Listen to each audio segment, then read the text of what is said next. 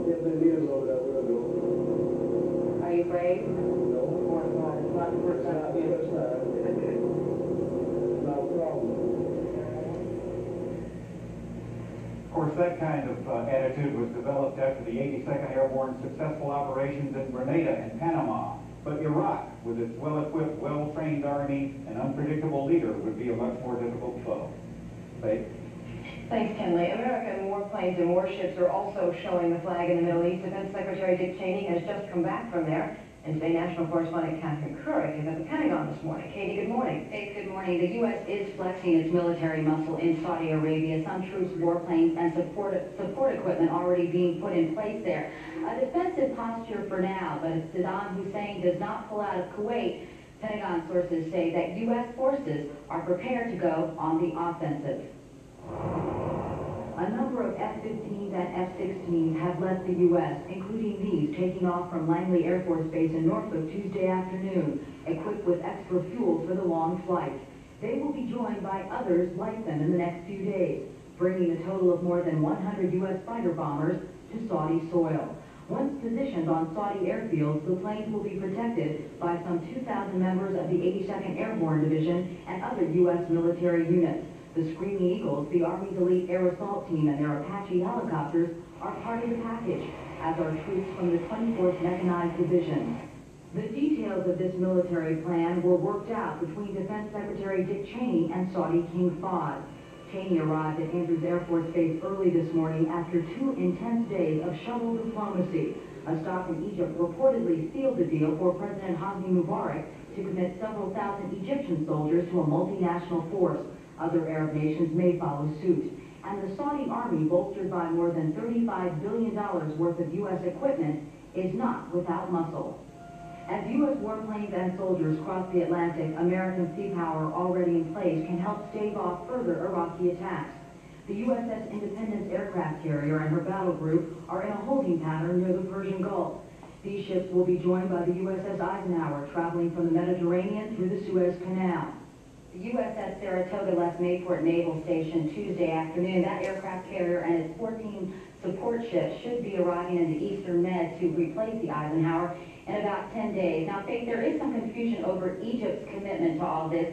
It's unclear at this juncture. The Egyptian foreign minister and other Egyptian officials have denied the reports, but one Pentagon official told me this morning he's not sure what decision has been made. But we're likely to hear much more about that when Egyptian President Hosni Mubarak addresses his nation at 8 a.m. Eastern Time. Faith? All right, thank you, Katie. We do have word from Britain today that it will, in fact, send troops, so there is some support coming from the Allies. The Washington Post this morning is quoting intelligence sources as saying the Iraqis appear to be loading weapons on combat aircraft. Iraq has used chemical weapons in the past, but as Katie Couric told us this morning from the Pentagon, there has been no confirmation there as yet.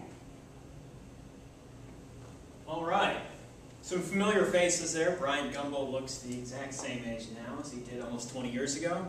Catherine Couric, heard of her? They mentioned that President H.W. Bush, George H.W. Bush, would be addressing the nation. Let's go to his address. In the life of a nation, we're called upon to define who we are and what we believe. Sometimes these choices are not easy. But today, as president, I ask for your support in the decision I've made to stand up for what's right and condemn what's wrong, all in the cause of peace. In my direction, elements of the 82nd Airborne Division, as well as key units of the United States Air Force, are arriving today to take up defensive positions in Saudi Arabia. I took this action to assist the Saudi Arabian government in the defense of its homeland. No one commits America's armed forces to a dangerous mission lightly, but after perhaps unparalleled international consultation and exhausting... What you're hearing is still the hangover from Vietnam here. Recall that when U.S. troops were deployed to Lebanon in 1982, the news reports talked about similar stipulations. These troops will be gone in 30 days regardless of the situation. Don't worry, America. We're not going to get stuck in another Vietnam. What George H.W. Bush is doing here is reflecting that fear and trying to assuage Vietnam syndrome.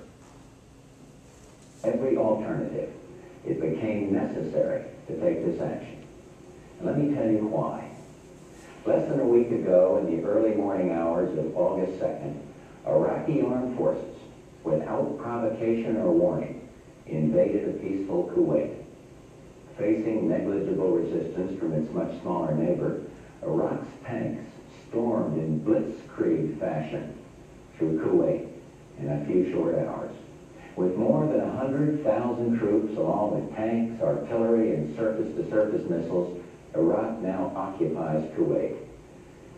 This aggression came just hours after Saddam Hussein specifically assured numerous countries in the area that there would be no invasion.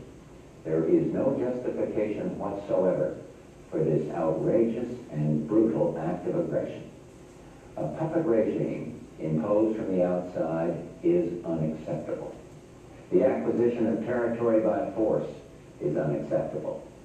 No one, friend or foe, should doubt our desire for peace, and no one should underestimate our determination to confront aggression. 4 simple principles guide our policy.